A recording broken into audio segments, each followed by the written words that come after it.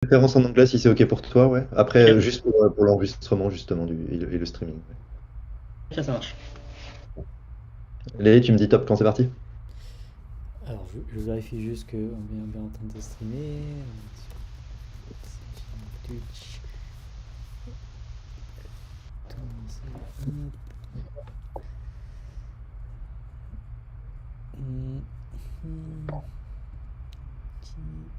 Ah, je pense qu'on est bon. C'est parti. So hello everyone. So welcome to the Tournesol Talks. Our speaker today is Conrad Thiounn, and this will be actually it's very interesting. The first talk which is dedicated to the Tournesol pipeline itself and the algorithm. So Conrad will tell us about an important subpart of the pipeline, and the talk would be approximately 45 minutes, followed by a discussion. Conrad, it's your turn. Okay, I'm Conrad Thiounn. I was a last summer intern in the association. I work on the online heuristic, and this presentation is about that. So we will discuss about the construction of the Tournesol scores and the designing of the online heuristic and how to evaluate it. And we will discuss about the result and we will discuss about the result. So the goal of Tournesol is to build a robust ethical framework on AI algorithm and system recommendation, and to promote the most useful public information from billions of information. And to do that, the first step is to collect the data securely and collaboratively. So since the data are the ground foundation of the Bayes formula and also all our decision and the training of AI. So the second step is to derive and compute scores with a Bayesian framework with privacy and security guarantees and with statistical robustness. So the Tournesol app features is about voting about two entities. This is preferences. So you should all know the how it functions, how it works. So in a statistical ways, we want to build a robust machine learning algorithm. So the input is the user vote. We call XI here, and we want to build individual score, which we call here theta j. And those input is an asymmetric score matrix, which is a large matrix, which is sparse, and the construction is just an example. So if we want to, let's say I'm a new user and I want to compare a Kurzgesagt video and Sans for All video. So let's say I vote 10 here. So the input, the matrix input is 10 and minus 10 as an asymmetrical way. And we want to build scores that we can understand, like here it's a minus and here is positive. So the second video is much more appreciated than the first one. So here with the caption image. And if another example, if we add another comparison with a third video, which we vote 10 on the first one and the third one. So we know the first one is least preferred than those second and third video. So you might notice something, that is the individual score we compute is the sum is equal to 0. So it's a zero-sum game since preference voting is asymmetrical. When we say I like A more than B with a difference of +10, we can say I like B more than A with a difference of -10. So the user preferences holds. We vote B better than A, and C better than A. So the score should reflect the preferences. So the score of B should be higher than the score of A, and so on. But in the previous example, we did not vote between B and C, and without an additional prior, we can say that the score are equals. So how we compute the individual scores? We use the Bayesian statistical framework. So we want to infer the real scores from noise observation that the platform Tournesol app is collecting. So it's an inverse problem. And we give some estimation, some statistical estimation with maximum a posteriori estimation. So this is a lot of classical statistical math and a strongly convex optimization problem. So how we compute the Tournesol score from individual score? So we use the Tournesol app, use the Mehestan algorithm. So first we compute all the user scores, and since all user scores are all the users have a different style of voting, like extreme or neutral. So we want to find a kernel of user who have a number of the video of entities in common for scaling, and we want to compute a scale score for everyone from it. When we compute the scale score, we can for each entities we can aggregate the score with a robust statistical function, and we can scale it from -100 to 100. So the statistical model is I will skip those mathematical equation, but the main ideas behind that we know that the score, the real score of a video is an entity is equal to the function, a linear function of all scores of connected entities.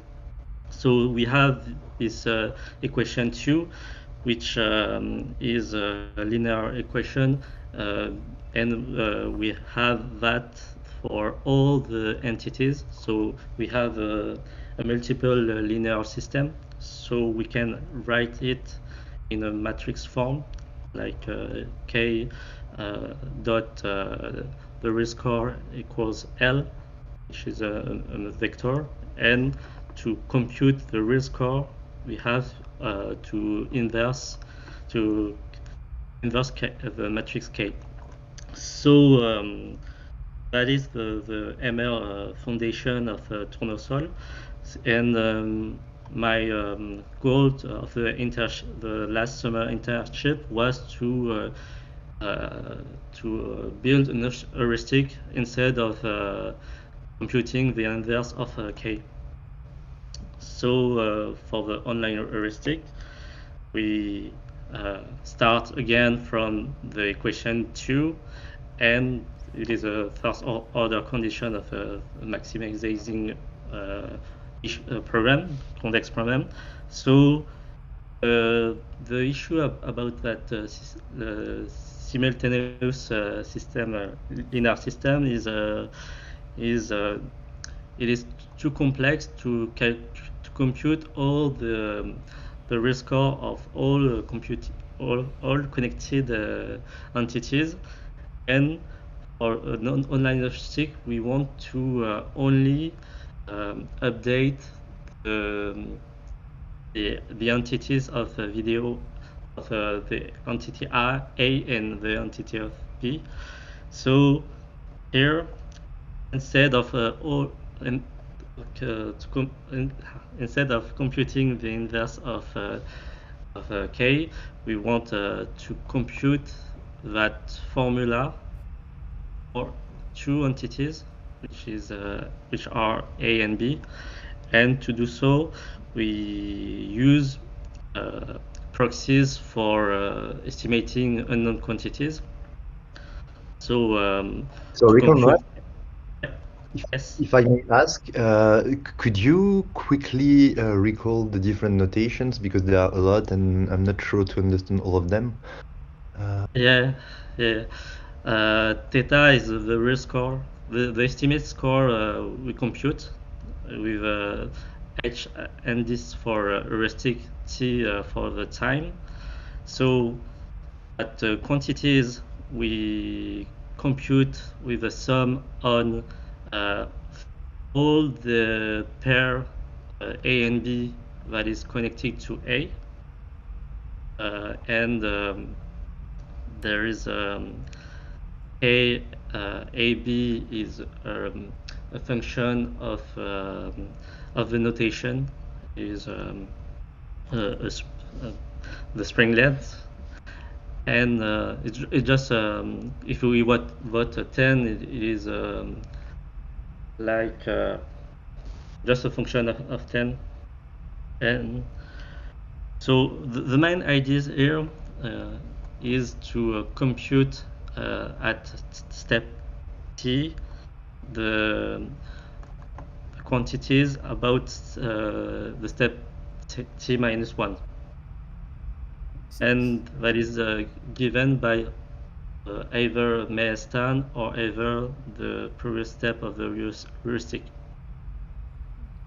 So maybe to explain a bit more, so A and B here are videos, so you want to compare videos. So these are like different videos, and theta A is the score of the video for a given user. So you want to compute the score of a video for a given user, and essentially all of the other parameters depend on the data, except for the other theta, which is the score. So there's a bit of the computing challenge is that you could solve everything with matrix inversion, but the challenge is the issue is that it's too long to do matrix inversion. I don't know how much it helps here.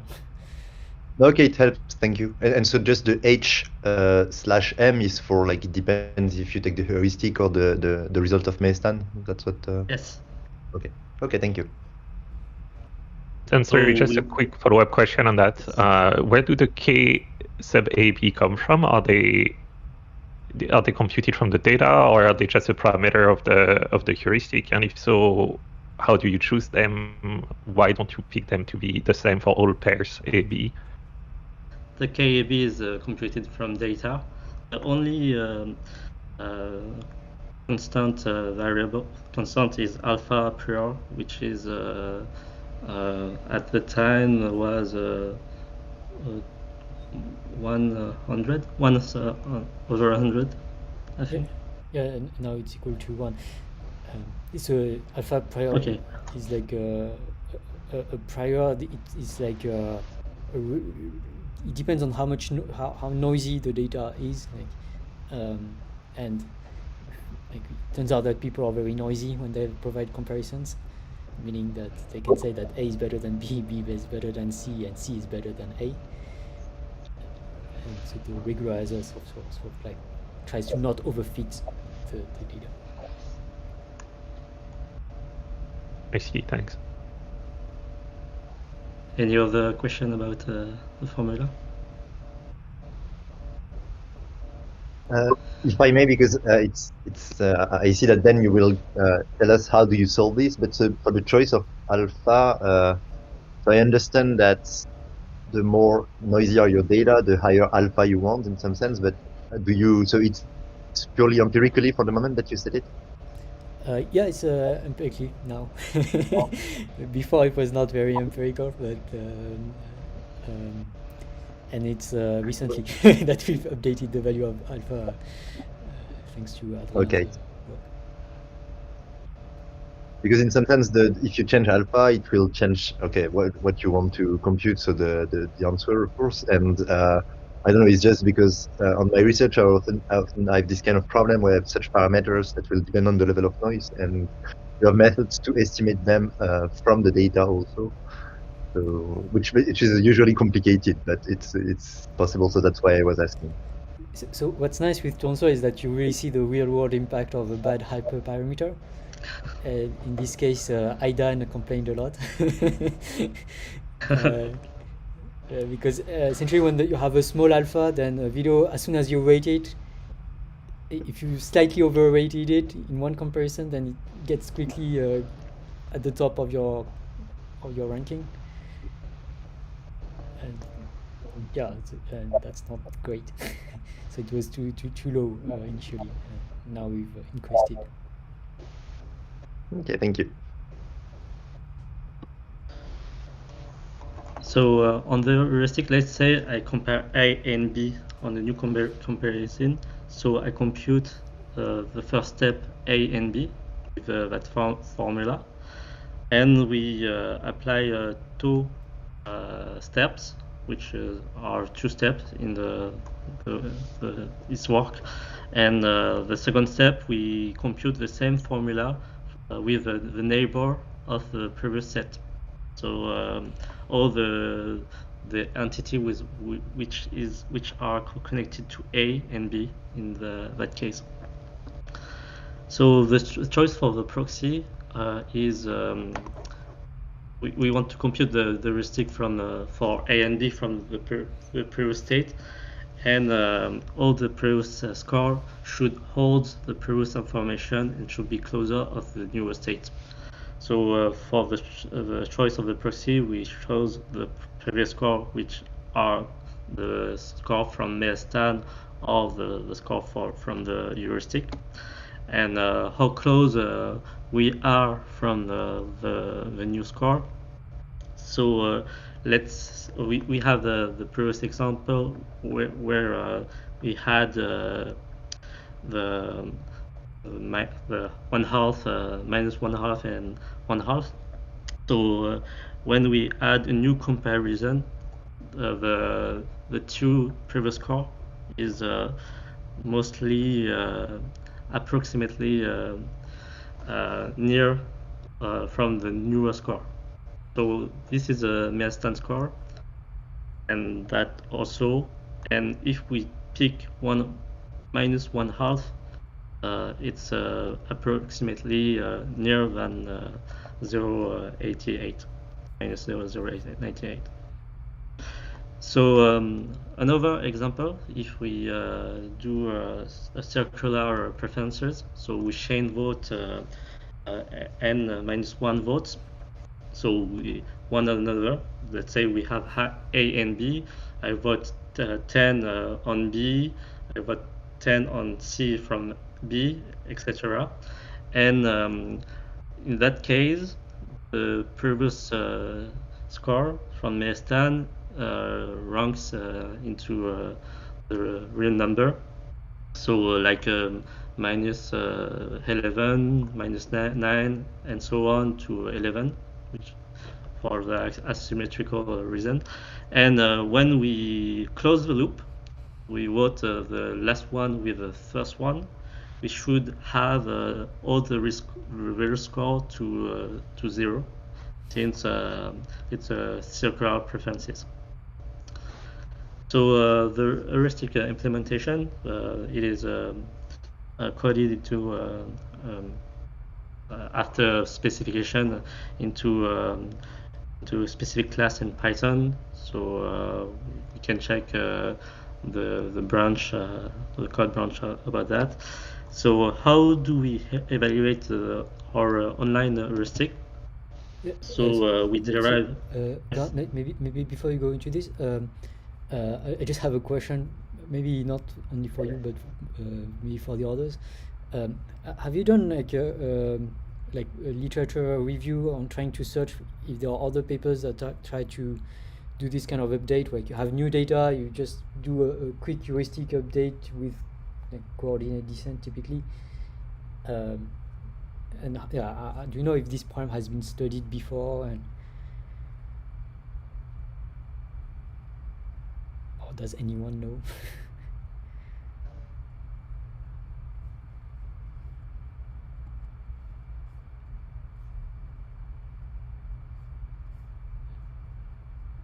In my case, I had recently online learning classes, but this is very different from the heuristic approach.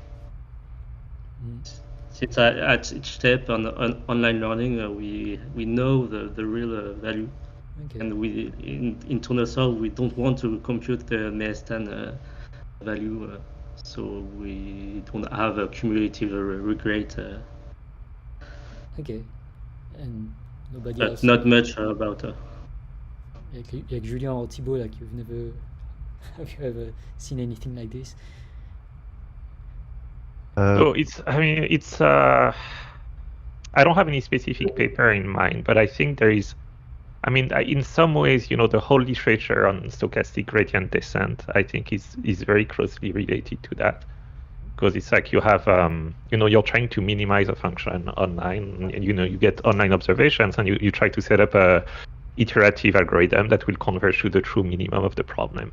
And I think it's very closely related in the sense that here you're trying to invert a system, and inverting the system ax equal b, it's the same as minimizing, say, the L2 norm of ax minus b. And so you could set up this problem of minimizing the L2 norm of ax minus b as when you receive online observations as an online minimization problem. So I think, to me, this seems very closely related to online stochastic optimization, and maybe even more relevant, although there's not that much work on that. There's the whole it's something that I was thinking about with Julien at some point. It's like for example, in chess or like a lot of games, you have these systems to assign a score to, like, a skill level to each player, and most of these systems are based on similar heuristics, where you observe a comparison outcome of a game between two players, and you update the score of each player, and you try to set up your heuristic so that in the limit it converges to the true skill level of the players, if you are willing to assume that there is such a thing as a true skill level. So I think, from what I'm seeing here, I think a lot of the ideas seem very closely related to these things, and on more like online stochastic optimization in general. I don't have a specific paper in mind that that would be immediately relevant to that, but I suspect a lot of the ideas are shared. And also, from what I'm seeing, also, I think it seems that the heuristic you have here is kind of reinventing. It's very similar idea. So I suspect maybe there is a way to formally connect the two. But yeah, I think that's as much as I can say at the moment. Yep. So maybe one difference with basic online stochastic gradient is that here we kind of exploiting a little bit of the sparsity structure of the problem. As Conrad said, like we first update only the videos that are related to the comparison, so like only the true compared videos initially, and then those that were compared. There's kind of this idea. I don't know how. Yeah, but I think this is. But this sparsity point you just mentioned, I think if you think about it, is exactly the same as in skill evaluation in games like chess, where you can only update the score of the players when you see a game between two players, and for most pairs of players do not play with each other. And so you have also inherently sparse observation, where you only observe a tiny fraction of all the pairs in the system. So I think this specific aspect can be directly matched between the two settings. But like in chess, if A plays against B after the game, only the score of A and B changes, right? Yes, this is correct. Wait, but that's the heuristically, yes, but that's because that's because the rating system that's used in chess is itself a heuristic. But there is a way to formalize the problem as a learning problem, and technically the true score, you should update the score of all the players. Yeah. Even when you only observe an observation between two players. So the fact that you only update the scores of the two players is itself a heuristic approximation of the thing you would actually want to do if you were doing the correct, like say, maximum likelihood estimation. So yeah, I don't know if that.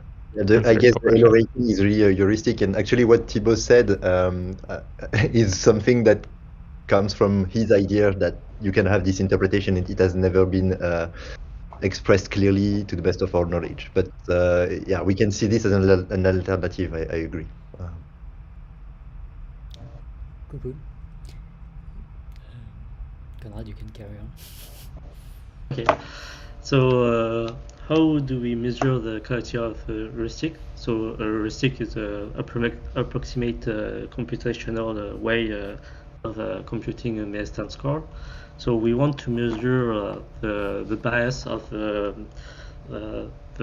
heuristic introduced by the heuristic. We know that the sum of all the score from a user is equal to 0. So we want to see if that equality holds. And we want also to measure the absolute deviation from Mehestan.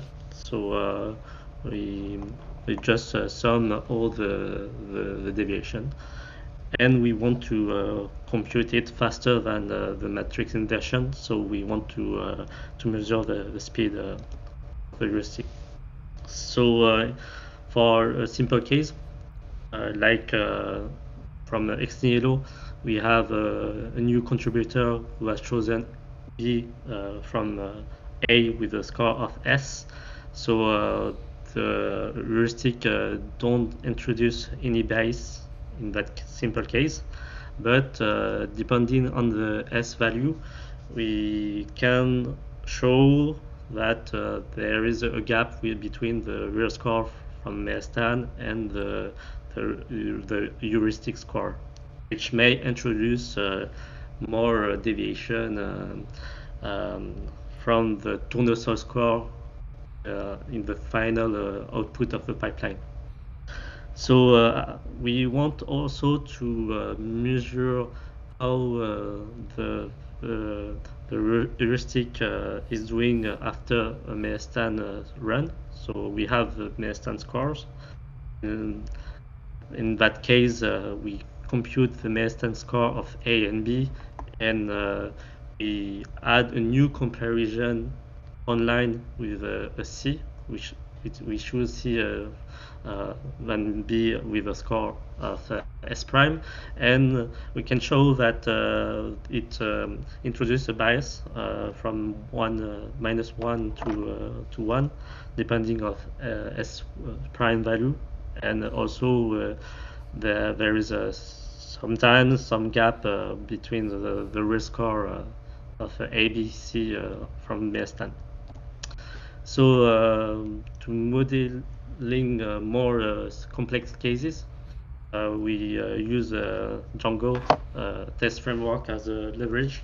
So we can code various scenarios like the previous simple case, but more complex cases like we have 10 entities, and given an initial situation, we simulate all preferences voting from sparse to dense until completion, and with fixed or random score values, so deterministic or stochastic. So for the stochastic approach, since we cannot simulate all the possible cases, statistician likes to introduce randomness to on the score, on the chosen pair to evaluate, on the user, and on the user action. We can modify a comparison, we can delete a comparison, we can add a new comparison. And we like also to add repetition. And with a greater number of repetition, statistician helps to grasp the distribution of statistical measure. So for the Monte-Carlo implementation, we did it with a Django test framework for simple simulation on simulated data. And we use also the Tournesol API image, Docker image, and the Tournesol public databases for complex simulation on real data. So the result about that, from the deterministic test result, we can confirm the presence of a bias and a short-run deviation from Mehestan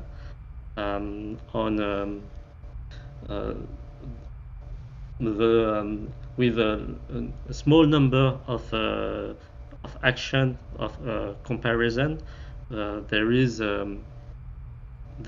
bias, but if we increase the number of comparison, the bias decreases.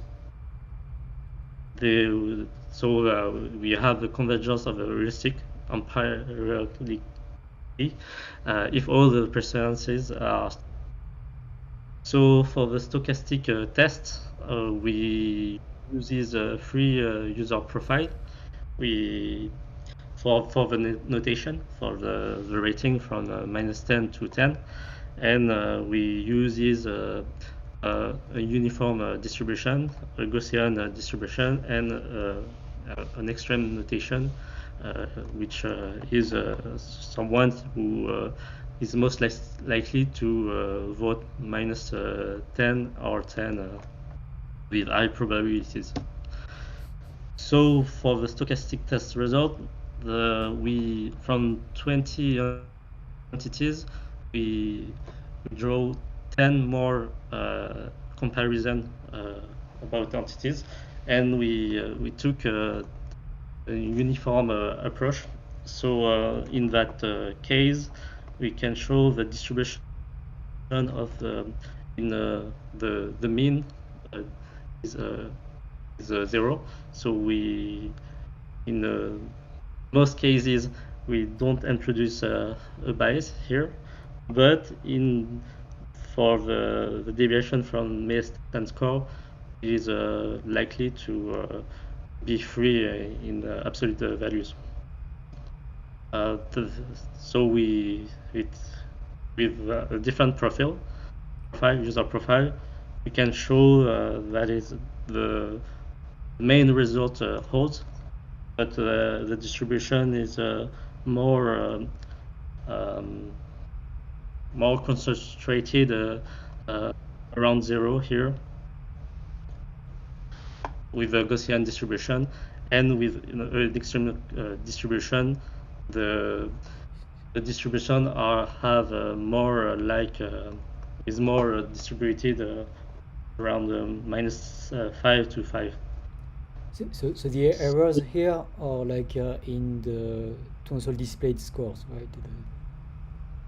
No, it's only on the individual scores, which may have consequences on the Tournesol score. Yeah, but I meant on the scale defined by it's like the poster scale scores, right? No, it's just the individual score before the scaling. Sure. Yeah, because there's an issue of scaling. So I guess my question is more like, okay, so here like there are errors of like 2, 3, 5 maybe. Like, is it big? That's the question. Like, what is? Yeah, I don't think we can have a significant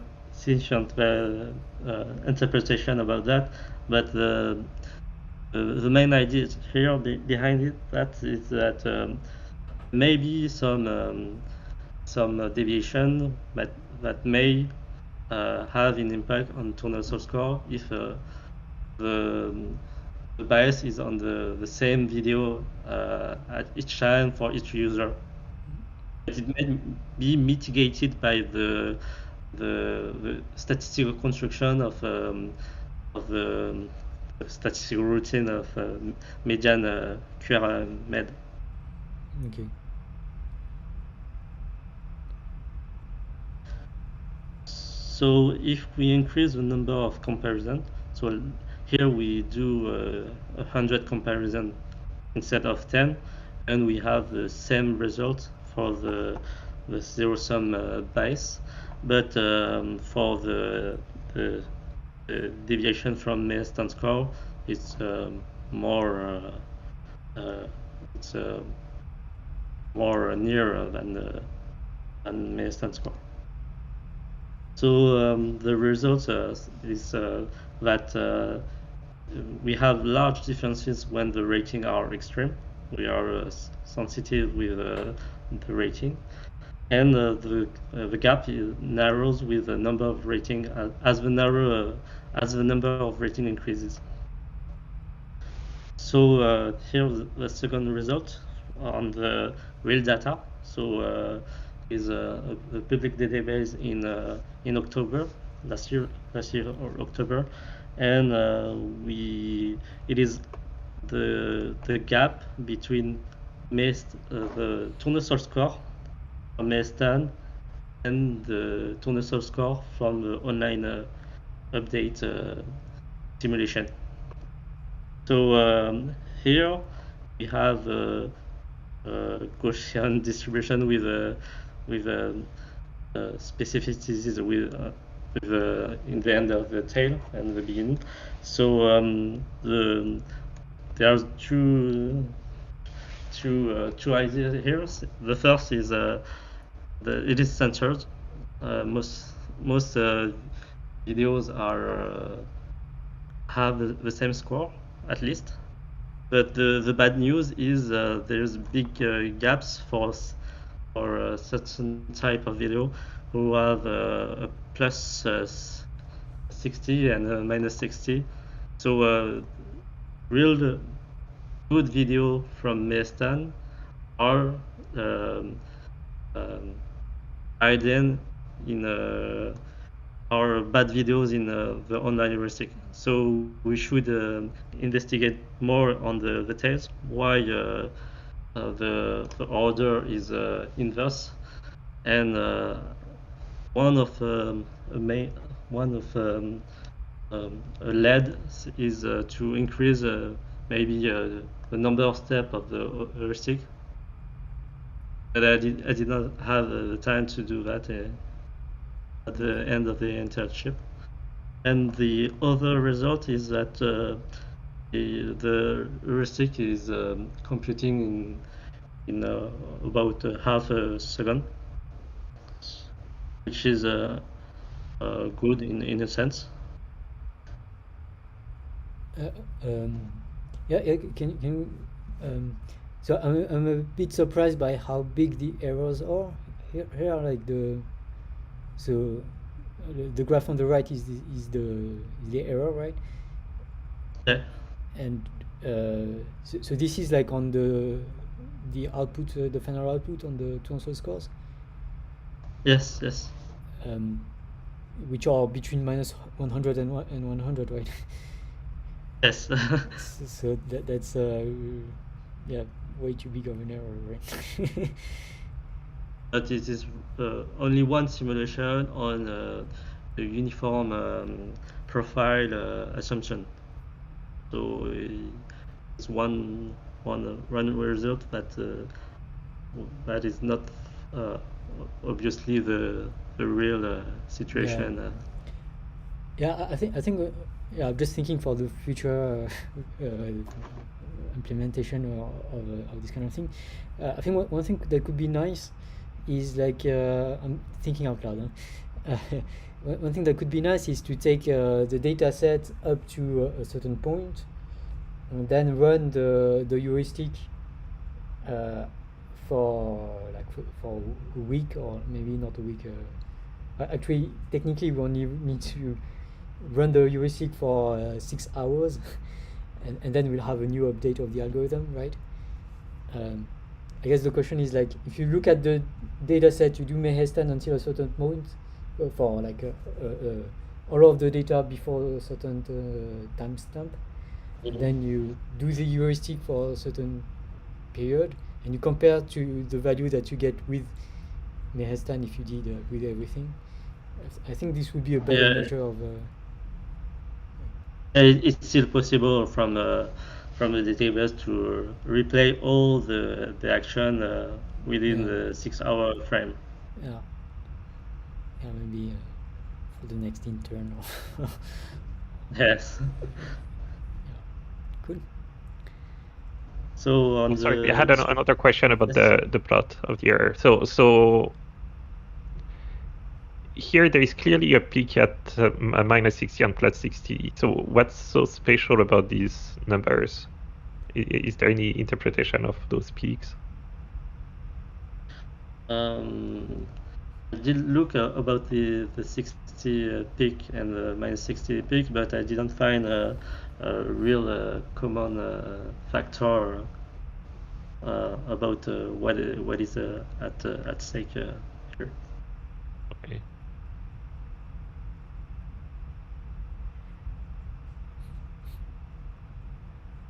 Any other question? Okay.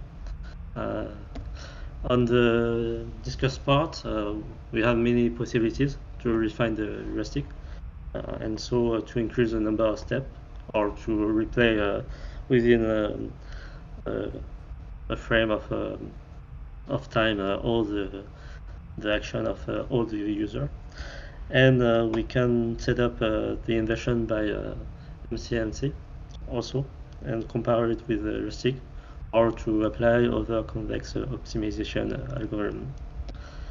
So we can discuss about also the assumption. So we evaluate with a 3 type of user profile, and can question whether it is relevant or not. So here are the distribution for is a public individual distribution ratings. So it's mostly uniform, I think. Yeah, I think Aidan also has troubles to put -1 and 1 comparison. So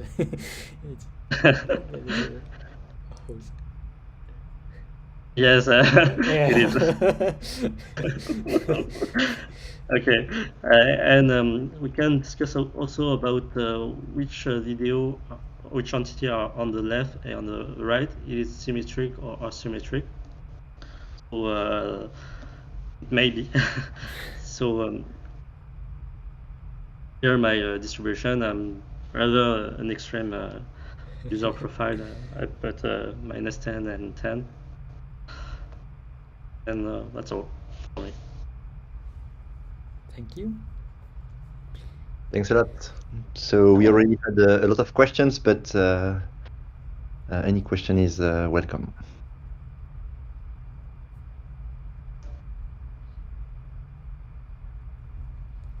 Like another possibility also for the future, but if someone is more mathematically inclined, is like try to come up with provable bounds. Like.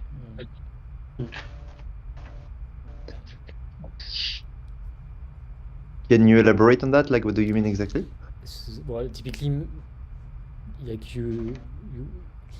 I think it's a bit data dependent, so it's not exactly clear how to do this best. But like you say, whatever. So I've trained Mehestan until a certain point, and then I'm doing this heuristic for k data, and the question is, can I bound the difference between the output of the algorithm of the heuristic after k new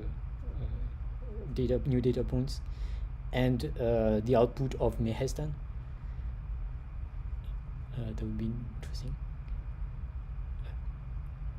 So on that question, I don't know if this is relevant, but so, I mean, what seems hard to me, I mean, okay, I understand the question and very interesting indeed, theoretically. But so what's crucial is I mean, the comparison between the Mehestan and the heuristic, in the sense the heuristic should have good properties to really fit Mehestan, which, I mean, I've seen this kind of situation where it's, to me, it was simpler in the sense that the connection between the two was much easier to set. And in this case, I'm wondering how difficult it is. I don't know if anyone has an opinion on that. I think it's not easy. And also one reason why I'm not sure it's a good research topic for a student is that I'm not sure how publishable it is, because it's very specific to Mehestan. That's annoying. But at least for the quadratic, like the first phase, that's only quadratic. I mean, it's quite general, so maybe that could be interesting. Yeah, as a first step, I see. And much easier, probably. Yeah.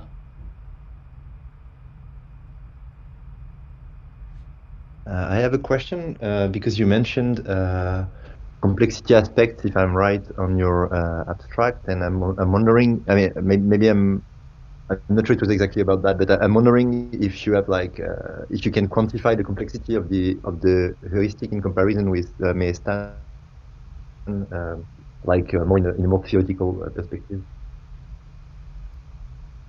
I think it boils down to that equation. Is about how many neighbors have A and B. So this should be like linear in the number of comparison of times that A and B has been compared, right? Or maybe the neighbors of A and B as well. But,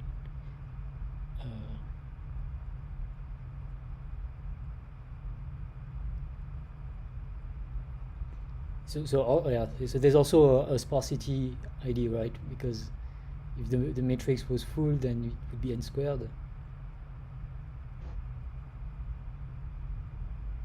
Or something like this, which is okay. I see. But you can also another remark is that like in your graph, I think Conrad, you show that you do get large errors if there are few comparisons, right? I mean, larger errors when you have fewer comparisons, but when you have fewer comparisons, the actual computation is not very costly. Yes. So you can actually do them. So yeah. So I mean, in practice, if you want to deploy a heuristic like this, it would be like probably there should be a threshold starting to reach. Like before this, you do matrix inversion, and after this, you do this kind of heuristic. Yeah, we can think about that design, but it will be more IT complex.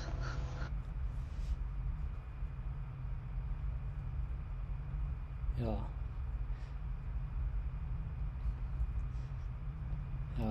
One concern I have as well for the future is that well, I guess you can tell us about this. Like, how easy was it for you to start the experiment, to set up the environment, to understand the math? I mean, that's quite a lot of work in the end. On the overall internship? Yeah. Like like 3 months. It was full 3 months. It was kind of difficult, I think. But the cost is already paid.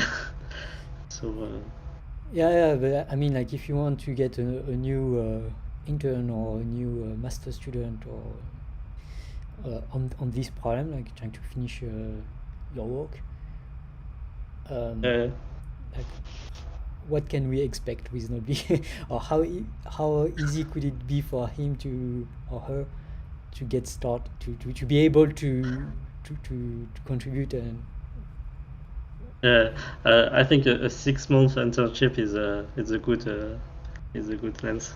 Okay. To get deeper in the investigation. Yeah. A whole month about literature and math and statistical background a whole month about the implementation, the code, and the remaining months to do the experiment, I think. Okay. Yeah, I wish Tournesol algorithms were a lot simpler.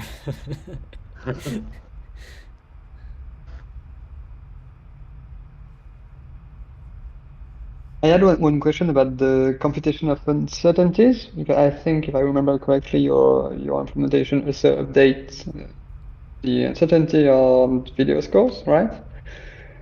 And Yeah. have you had the opportunity to look at how the new comparisons, how the uncertainty evolves when new comparisons are added into the database? Because that's one question we had recently about how to. Yeah. I think I looked into it, but I did not publish it. I'm looking for the graph about it. Yeah, maybe I can say a few words also about the role of uncertainty on the algorithm overall while you're searching. Like uncertainty is already used on the platform, especially essentially if someone is like has not provided enough data, will have high uncertainty on their preferred score. Then instead of pulling the global scores with full unit force as they would, then if the current global score is far from them, then they will push high. But if the global score is within the uncertainty set of the contributor score, then they push less.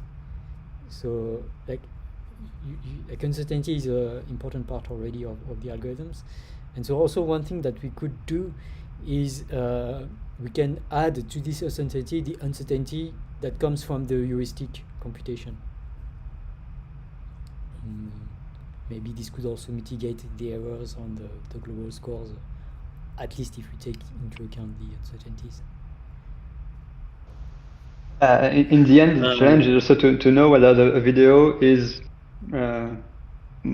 safe, let's say, safe to recommend, because we can be relatively confident that the score is positive enough in some sense.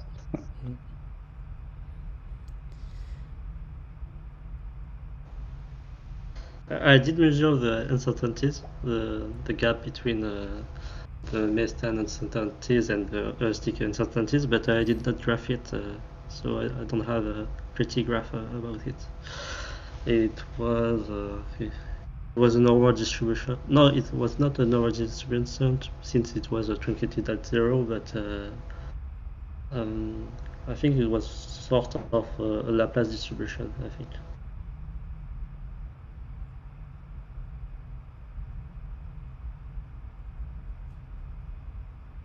I can output the graph for the next time if you want.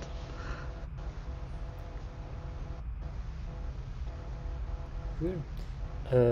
Another question I have is, did you send us your master's, like your report? No, but I can.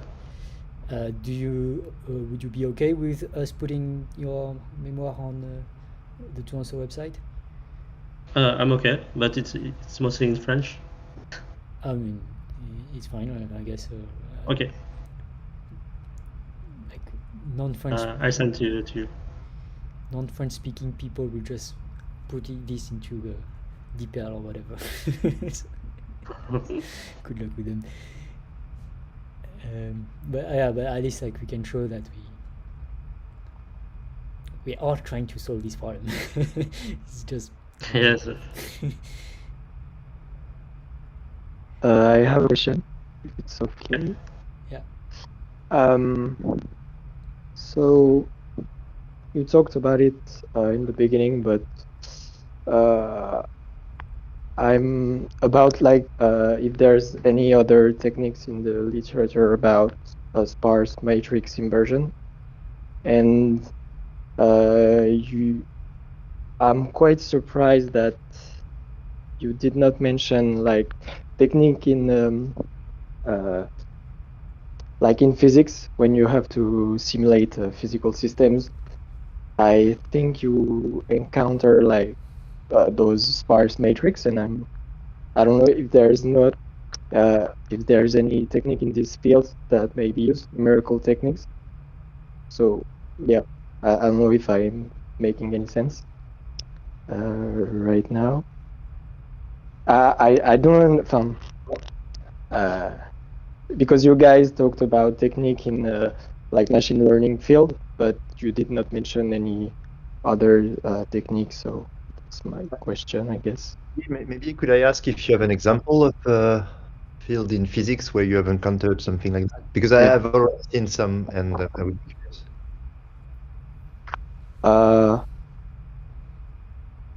I don't realize how much this would be like similar, but when you discretize continuous domains, I don't know, like in a lattice, so you have a lattice of squares that are connected only to their neighbors, and so like the interaction between each squares, this forms the matrix that you have to inverse, and it's quite sparse because like the interaction are local.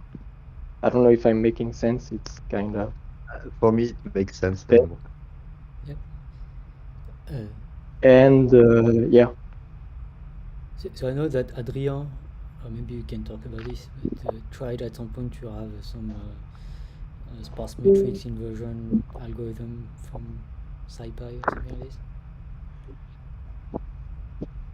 Yeah, I looked at it at some point, but when I look at it, actually, it was the difference actually with the implementation I tested was not so significant. So, well, Okay. partly because I suppose the transformation from the raw data into the sparse representation itself is a significant cost. So. Yeah, it was not so interesting, but maybe it would be more and more interesting with the database growing. And so another question. I'm not sure I understood the algorithm correctly, but you add up new neighbors at each step, and did you consider adding new neighbors? Sorry, taking into account like the stiffness KAB, like this. You first add the terms with the larger stiffness maybe, or I don't know if it's with a threshold relevant. Yeah. Well, it's a good idea, but we didn't investigate it. Okay. We add all the neighbors independently of KAB. You just apply 2 steps, right, in the heuristic. So you're not sure if you don't have all the. Sorry, did you just say you had all the neighbors at the end of the heuristic, or? We can't compute the neighbors. We have we know the neighbor of A and B. Okay, but yeah. So maybe my point is maybe we're missing out some important neighbors if we just like blindly add the neighbors. Well, of the first 2 steps. I don't know.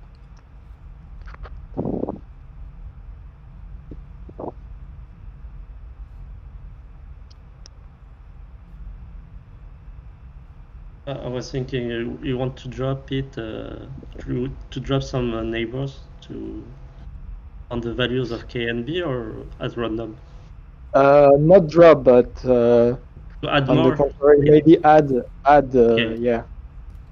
More than the very near neighbor. Okay. But Yeah. it boils down to increase the number of steps. I think it's mostly equivalent.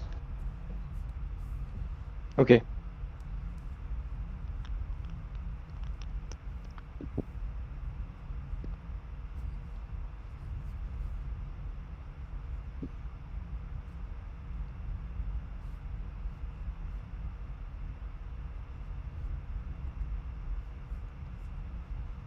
Any other question?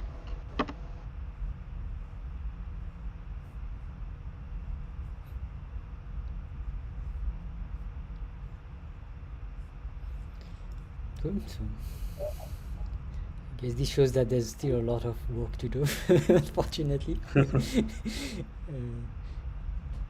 But yeah, thank you for your talk and for your work to help us see more clearly what needs to be done. Yep, and thank you for the introduction to the subject. That was very interesting. Thank you for attending the presentation.